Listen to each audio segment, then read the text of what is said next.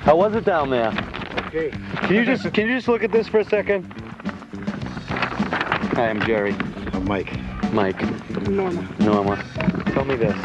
Do you know who Jeff Stanton is? No. Jeff Stanton, he's retiring. How about Scott Summers? You ever hear of him? No. Do you know what Big Red is? Honda.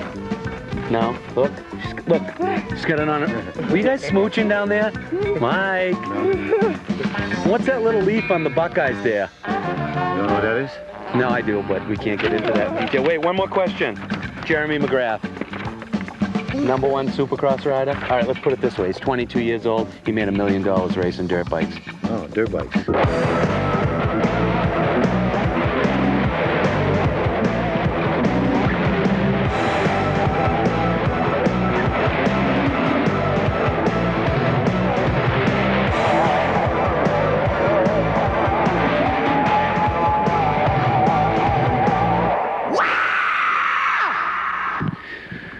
The year 1994. A majestic cliff near Big Red, somewhere close to Pahrump. Honda Dealers Convention in Las Vegas at the MGM Grand Hotel. 5,000 rooms, the largest hotel in the world! MotoWorld 2, doing it again. Coming to your little TV. Gonna talk to everybody, do everything. We're gonna gamble. MGM Grand Hotel. They got dirt bikes. They're building a dirt bike track in the hotel. Inside. Jumps. I'm gonna roost. I got a Honda Cub. We're all going down. MW2 is brought to you by Honda Motorcycles, the leader in on and off-road fun. Honda, come ride with us. And by Suzuki. Right now, your Suzuki dealer has the ride you've been waiting for and the financing to get it.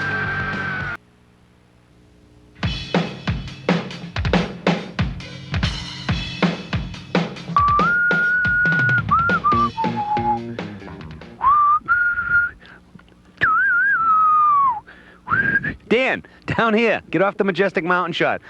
Good afternoon and welcome to another fine edition of the Nature Channel. I'm down here completely bathed in donkey stools, wild burrow poop. Will you leave my stool alone? All right, you'll never find a donkey stool in a supercross track. Quite often it's a challenge for the track builders to replicate, is that a word? Duplicate the natural terrain obstacles we are now on. This would be considered a very fine jump in Pahrump.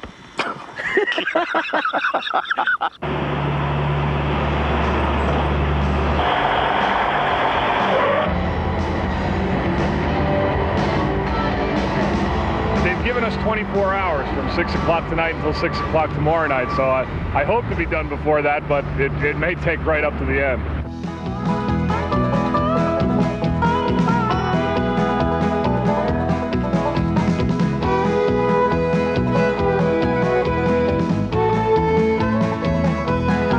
We're trying to duplicate a bunch of the stuff we would do on a real supercross track. I mean, obviously the area is a lot smaller, but here in front of the crowd, in front of the stands, we've got a big double that's almost the same distance as what a triple would be on a supercross track. And of course, we're going to have a section of washboards and a big step-up jump in the back.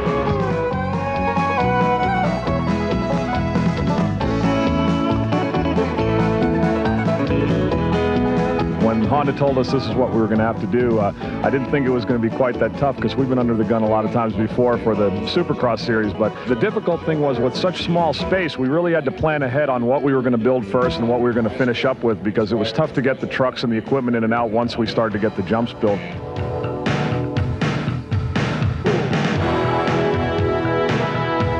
You know, we're pretty happy with the way it came out, and I'm really amazed at all the other stuff that's going on here. I mean, actually, our track's kind of a small part of a real big show here.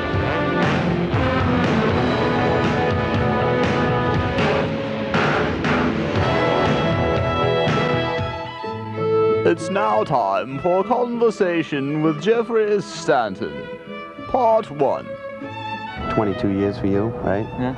I just jumped on the boat. Now you're jumping out. So, did it have anything to do with me? No, huh? No, the truth. Come on. Nothing to do with you. Because we didn't know each other, you know. No. We had to have the buff on Macklemore, you know. That has nothing to do with you. Okay. I just lost that spark for riding. Yeah. Kind of like Damon, just get sick of it. Pressure. No. I haven't gotten sick of it. It has nothing to do with pressure. I just got so it wasn't fun to go out and ride anymore. Burnout syndrome. Just burn out. 22 years worth was caught up with me. And I used to be able to go out and ride forever, go out and ride for hours. And I have to make myself go out and ride now.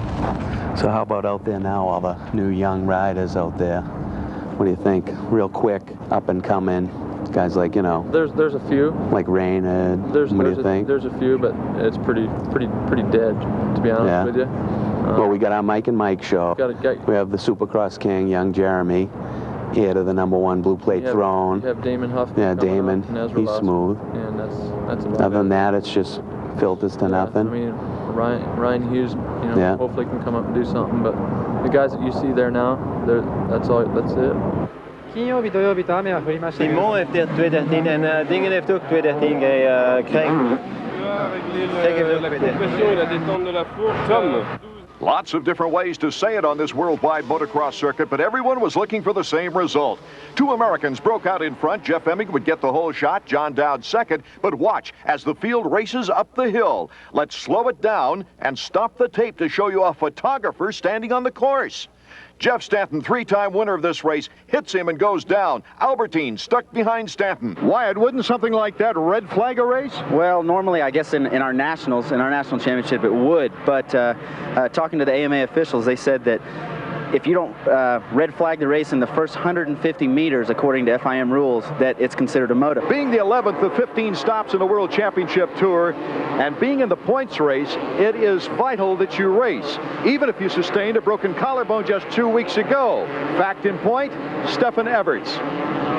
This piece was like this much, and this piece was 100. The doctor, he thought that the best way to put the pin in. I'm 30 points behind now, and I'm gonna put all the effort I've got into it to win still this championship. Runner-up in the championship points battle, Everts, #2, battled for third with #5, Marnique Bervoets. #92, Emig was running a flawless race, and Dowd held on to second. Defending GP champion, #1, and current points leader, Greg Albertine, was buried back in 16th. It will be just the start of a near-disastrous afternoon for the champion. Albertine told us he's bringing his GP titles with him to the United States next year. Rumor has it, he'll go supercrossing on a Honda. Definitely coming for next year. That's not even a question. I'm going to be here for sure. I'm a kind of guy who likes challenges, and in the past my goal was to be world champion and in each class, and I've achieved that, and then now it's to come and beat the Americans at their own game, hopefully. Bervoets made the pass on Dowd, but John, with that new factory Yamaha, held off Everts for third. DeMaria rounded out the top 5 as Emig took the checkers.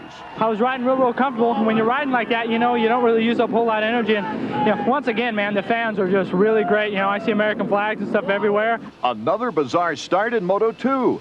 Dutchman Edwin Evertson felt the best way to get a good start was to get a run at it and wheelie over the low gate. Not. Red flag, no penalties. The restart saw Albertine hold the lead briefly before giving way to #8, Talon Vollen. #2 Everts and #1 Albertine had to go through Jeff Stanton moving into second and third. Then heartbreak for #1. Albertine's bike failed to answer his call. A DNF would throw the points battle into the air. The bike just died. It feels like fuel starvation, but I'm not sure what it is. Try and sort it out, sorry. #3, Donnie Schmidt, the '92 world champion from Minnesota, retired early, telling us next year he's coming home, heading toward retirement after an outstanding GP career. Everts happy settling for third with shoulder intact and cutting the points lead from 30 to only 8 with 4 events left. Now I'm back in business for the title, and I think nobody expect that. It was a dogfight, though, in the last 2 laps between #77 and Yves DeMaria, winner of 3 of the last 4 GPs, and Vollen. Vollen losing the race-long advantage on the very last lap. The checkers and the overall clinched by DeMaria. Je voulais gagner ici aux États-Unis. J'ai tout donné. He gave it everything. He really wanted to win in the States, and in Europe it's really a big thing to win in the States, and he gave everything he got.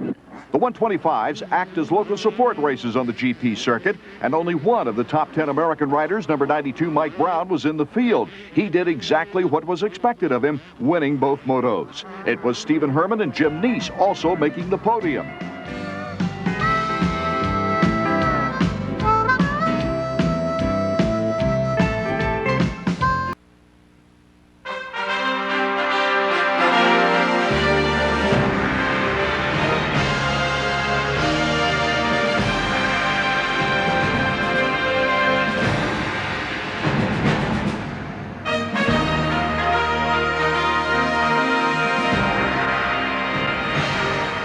Hi there.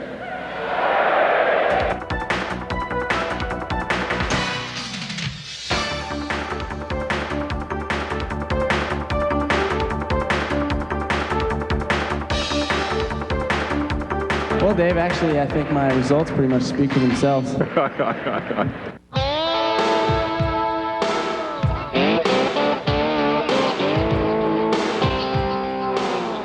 Says best wishes and sincere thanks for all of your tremendous accomplishments from everyone at American Honda. And on here are all 6 of the championships.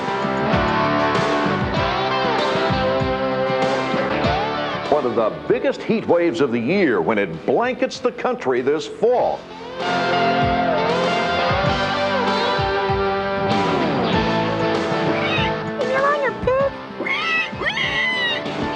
And it looks like Jerry is ready for action. Let's go to the back stretch for a report. Jerry, take it away.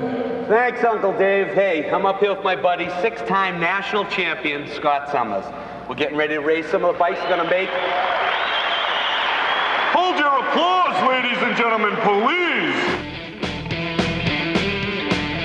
Okay, Summers, what do you got for me to ride? Jerry, I really don't think this is supposed to be a race. I think we're supposed to just ride around the track and show all the dealers how slow you go when you don't defy the laws of gravity. Oh, yeah, that's right. Hey, how about a CR 500 like Stanton had? Something fast, like factory Baja ship? Fast, big. I think for you, maybe you should consider something a little less ambitious. I was talking to some of the motocross guys, and they seem to think that something like this might be more your speed. A Cub? I ain't riding no stinking Cub.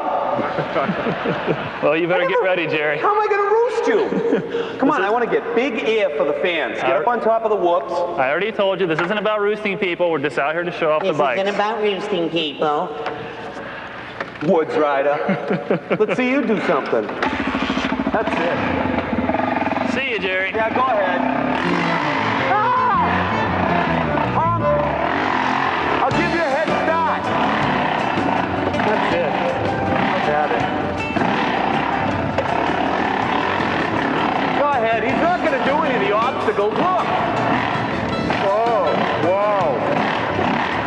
It appears to be red hot this fall, and when you look at the satellite photos, it's easy to see why. I'm out of here.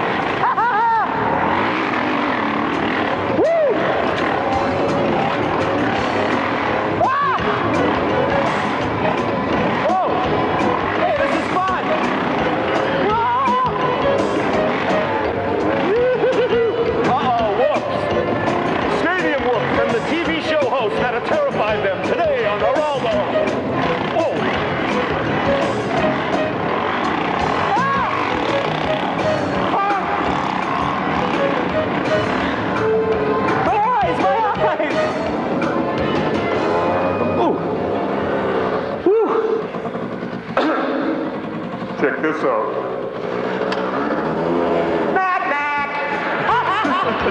Jerry Bernardo, the first guy ever to do the knack-knack with a Cub. Nice bike. Serious points leader? That's why I'm retired.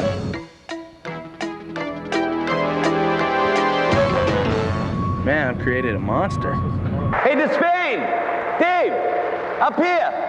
Hey, you've been abusing me all night. You stuck me in that pig pen. You made me ride the little Cub. I get the jump on the buffet. Why don't you bring you, all you little Red Riders, all 2,500 of those people up here. We'll have a big group hug, have a nice sandwich like an Italian. Come on, 5 minutes. Look at all these 95 bikes. Let's check them out. It's time to eat!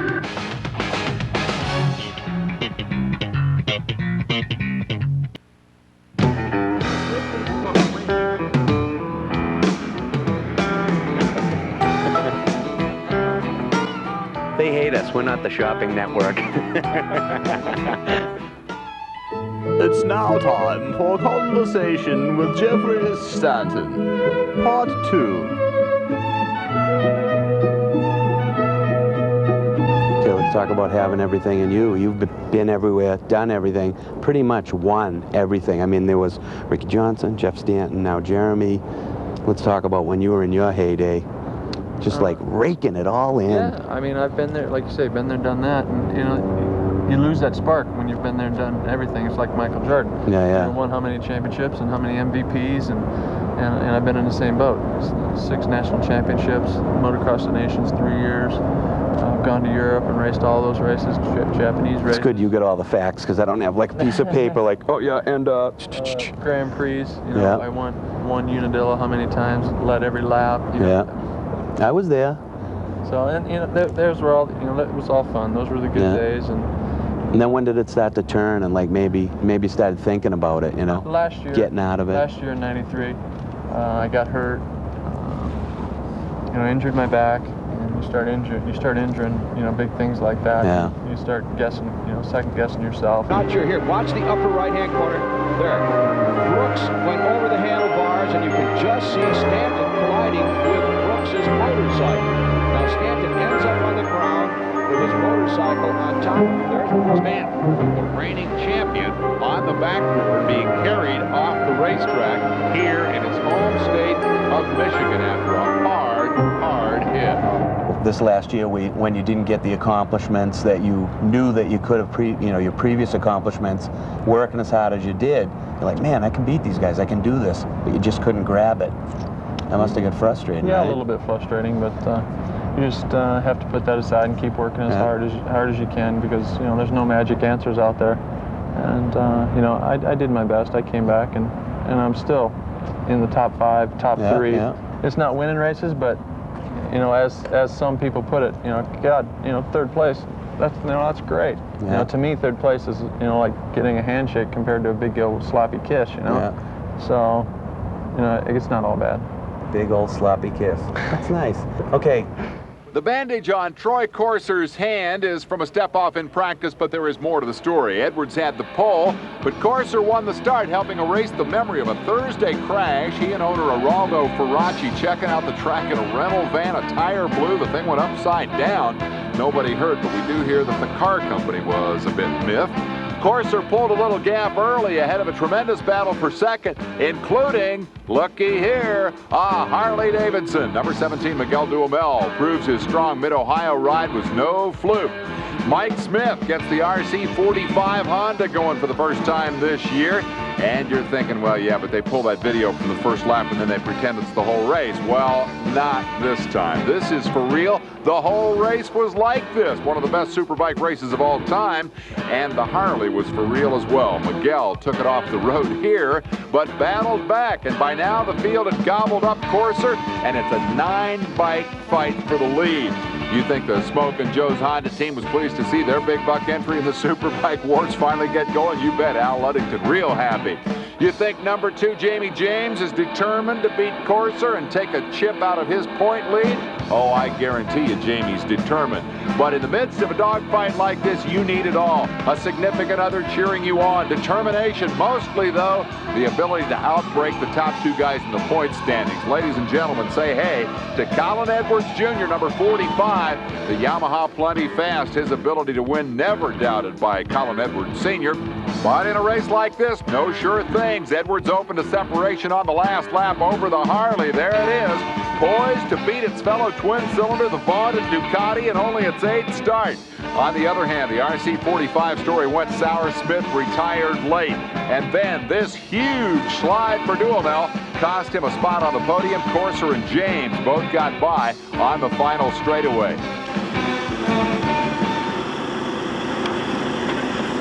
MotoWorld 2, we'll be right back.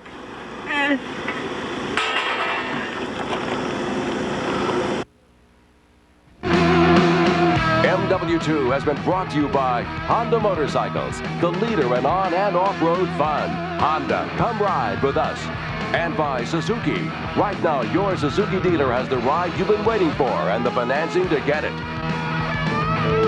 It's now time for Conversation with Jeffrey Stanton, Part 3. Jeff, I don't think, speaking from the heart, that there's ever been a tougher competitor in the American motocross game than you.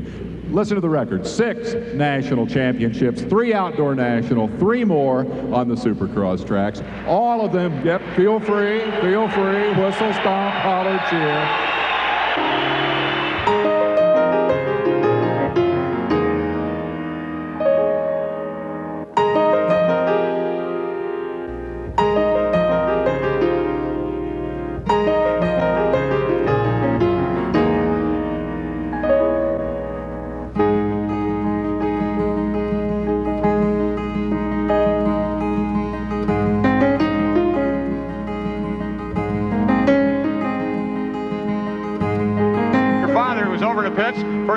you race a professional supercross extremely happy. Yeah, I feel real good about it. I'm sure my dad's happy. He's brought me up through the whole thing, and I really appreciate him.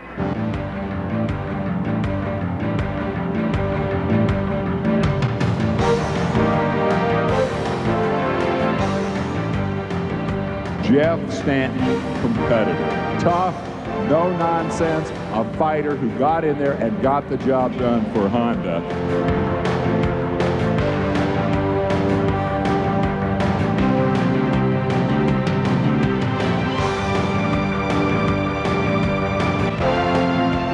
So what are you going to do?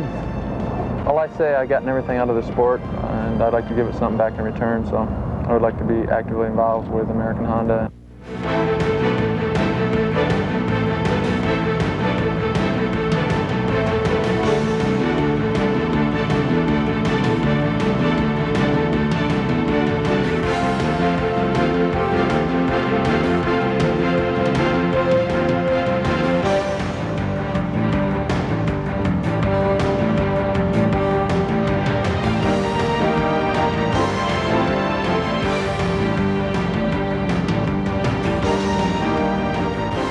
Willing to make one last lap of honor for these folks? Yeah, sure. It'll be my last time to go around a supercross track in the United States. And unfortunately, I'm not on my race bike, so I won't be able to do everything for everybody. But just once again, to all the dealers, thanks so much, and I hope to see you in the future. I think you'd like to have one more opportunity, wouldn't you, to see him go around the racetrack the last time here at a Honda dealer convention as a member of the Red Riders team. But ladies and gentlemen, a man we will never, ever forget. In the annals of motocross, the name Jeff Stanton is going to live as long as we all love this sport. Six-time national champion, Jeff Stanton, for the final time.